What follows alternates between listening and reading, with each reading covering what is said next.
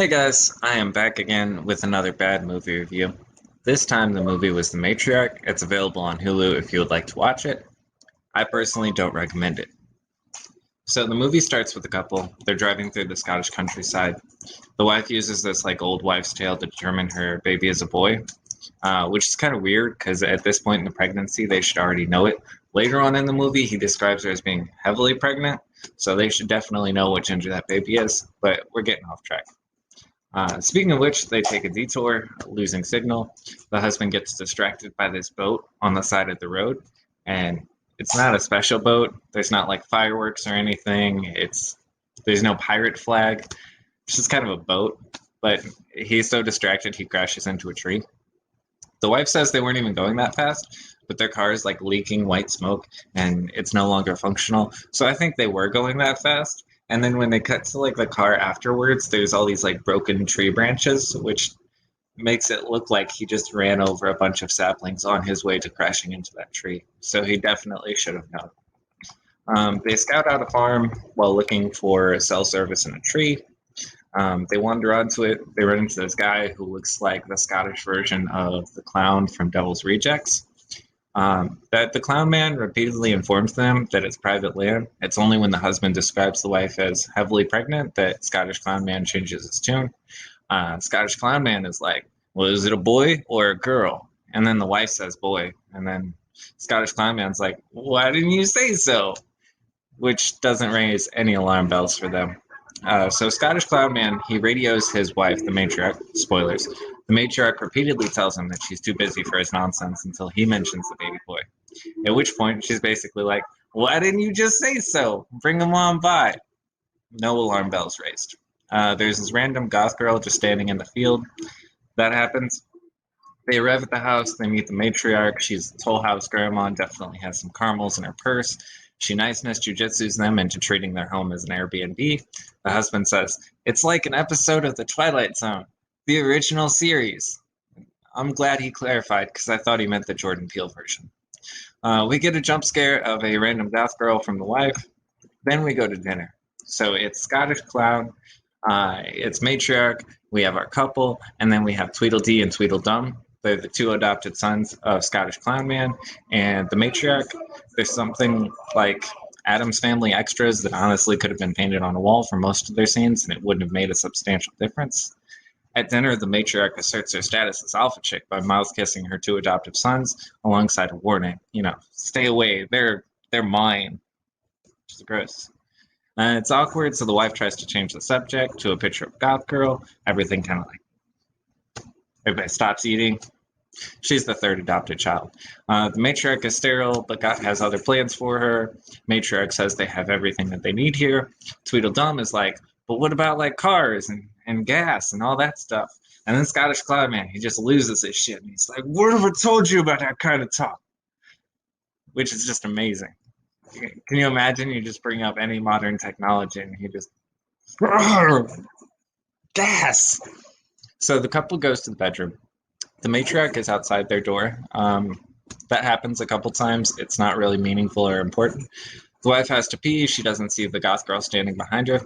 Again, it happened. There's so many scenes in this movie where it's like the things that are happening are just not important or they don't tell us anything.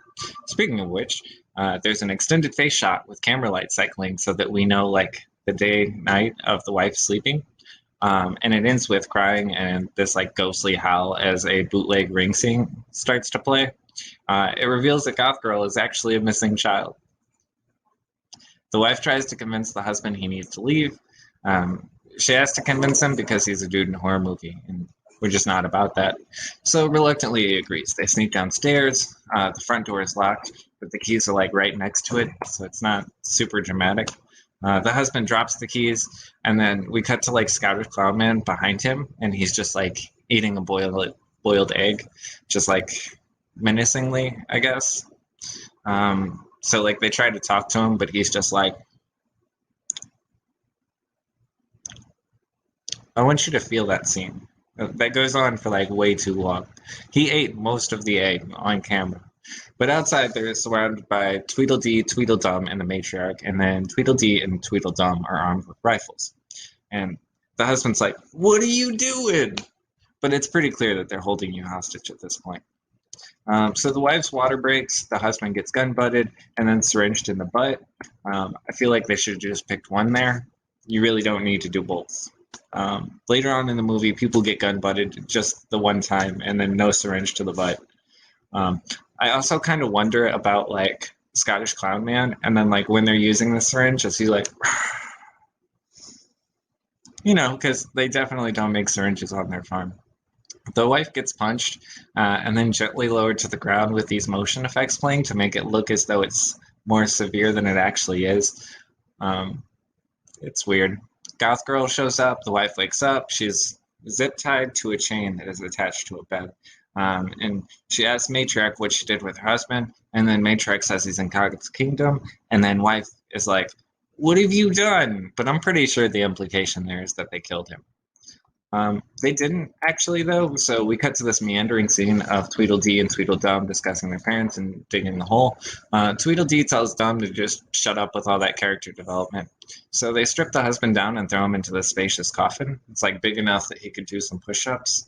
So like if he isn't strong enough to break out of the coffin, he could hit some push-ups in there, get strong enough. When they do, there's this back and forth where Tweedledee and Tweedledum talk about stealing his clothes and wearing them without the matriarch knowing. They're loyal enough to murder for you, but they definitely won't follow your dress code. We cut back to the matriarch delivering the wife's baby. And then there's a long pause with some random scenery. The matriarch is just pissed that the baby is a girl. By this point in the pregnancy, you should know the gender of your baby. And we literally could have avoided this whole plot if you were just like, yeah, it's a girl. Whatever. So we cut to the sound of the husband in the grave and a black screen. Cut back to the wife.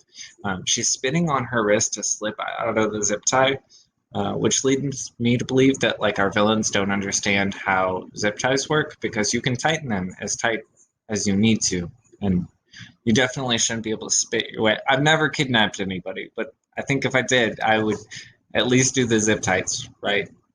Also, the zip ties are another thing that I feel like probably frustrates Scottish Clown Man because he's like, I can't make my own zip ties.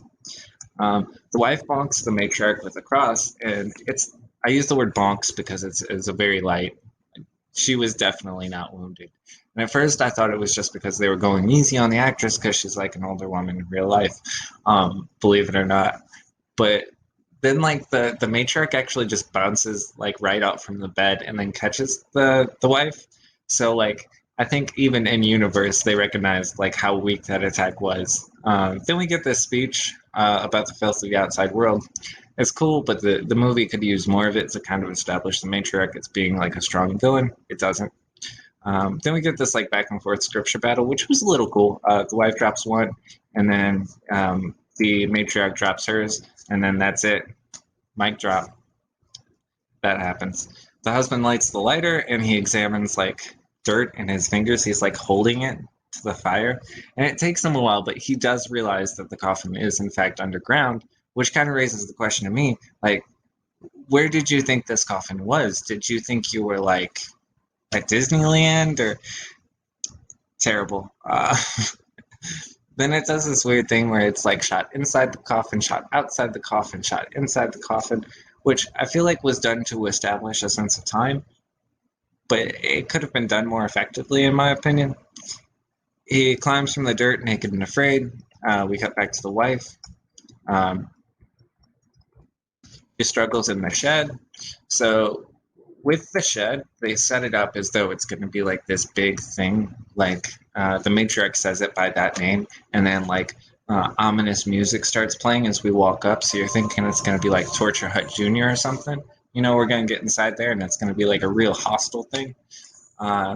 Instead, it's just kind of a shed that has a brick wall in there, and then there's like a spot where you can chain somebody up. Not a super big deal. The naked husband screams for help into the hillside. There's nothing there. It's just like rolling fields of like nature and stuff. There's no people. There's no buildings. But he's just shouting away. Then he digs a splinter out of his foot and wanders through the woods. We get this weird like Survivor Man sequence just starting up that doesn't have anything to do with the main plot. He discovers a sweater and then he makes himself like a shirt kilt.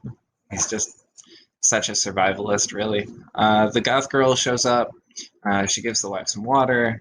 It's unnecessary. The goth girl doesn't really talk. The wife expositions about stuff that we already know. The wife asks for help, and the girl doesn't really do anything. The husband wanders the countryside some more. He gets frustrated and just starts pounding the ground. He's ah! Thor sequence. He hears some campers, and then he like comes up to them. And keep in mind, he's covered in mud. He's wearing a shirt kilt, and he just looks deranged. And he's like, "I have to use your phone." And earlier in the movie, it showed like camper 1 and 2 smoking like pot, so like they're clearly not all into it at first. But he doesn't understand this. So then he's like, "Just give me anything, anything to help me survive." Which I don't know. He thought he had just entered into some like weird reality game show. It was strange. They don't give him anything because he sounds like a deranged crazy person, and he's wearing a shirt kilt. So he tackles one of them and then just starts punching the guy. He's a little back and forth. He grabs a stick and then just like clubs him with it. Camper 2 is just standing off to the side. You know, he's following those like kung fu movie rules where like you don't enter the fight till the last person is finished. Um, when Camper 2 does enter the fight, he like looks at this knife, there's a scramble for it, and then he gets punched in the face. So then we cut to the husband wearing Camper 1's clothes, and he's got like a backpack on. Camper 1 and 2 are tied to the trees using like fishing line. The makeup artist for the scene gave them both the exact same shiner. It's like on the same eye, same spot, everything, which I thought was cool. No matter how you get punched in the face, you always get the same injury. Um, the husband offers them a way out for directions, so he like throws the knife on the ground. They give in. There's a back and forth with the campers where they talk about the farm, and it seems like they're kind of aware of what's going on there, which is a weird thing to just kind of throw in there. It doesn't actually pan out into anything else. We never see the campers again. The wife finds this metal pick. She begins to use it on her zip tied legs. Also, her legs are the way that they're zip tied is like she could get her legs out if she would just take her boots off. Uh, but she doesn't. But she has the metal pick, so she's good. The husband reaches this crossroads between the farm and help. That's all that happens there. Tweedledee and Tweedledum ask Matriarch if they can do some baby making with the lady in the shed. Matriarch says, "Not under my roof." They try anyways, which teaches us a valuable lesson. You can murder my parents, but you can't stop me from smashing. They ambush the wife. She waves the metal pick like a Harry Potter wand. And it gets taken about as easily as me handing you a marker. The husband domes both of them with a bat, and then he starts batting at like the piece of the metal that's holding the wife there. The goth girl opens this door and then shatters glass to distract the matriarch. The matriarch sends Scottish Clown Man to the shed. A couple debate what to do in the shed long enough for Scottish Clown Man to arrive.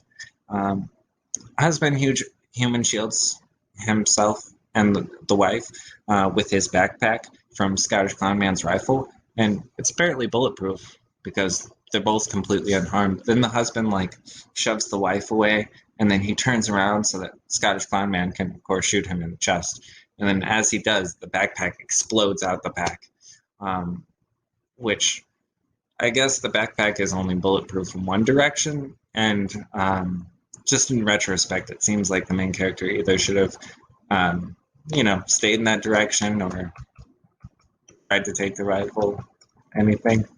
The wife gets gun butted, and then changed back up in the shed. There's another bootleg ring sequence. We get outdoor scenery. The goth girl starts chiseling at the white of the bricks.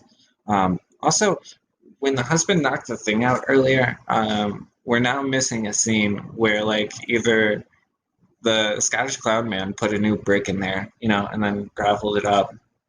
I don't know how many bricks he has with just like chains attached to them. I guess like if every person who goes to the house escapes as many times as the main character does, maybe he does just have like an inventory of bricks in the bag for whenever they inevitably escape again. It's also this weird thing with the consequences there where Like her escaping past the second point never actually like raises the stakes because like the shed is like where they top out. They don't have anything that comes after the shed. If you escape that, you just get sent back there again. Um, that was fun. So the wife frees herself and Goth Girl.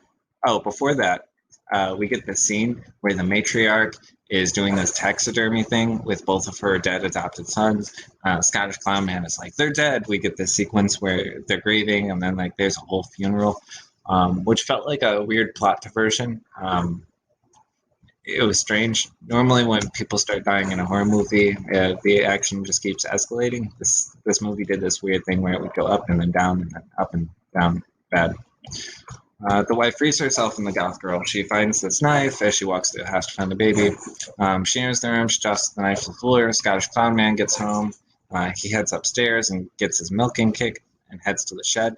The wife slips out of her closet hiding place. The Scottish Clown Man comes back into the house and he's armed with a rifle. He heads upstairs, and then the wife is just standing there with the baby covered in a blanket.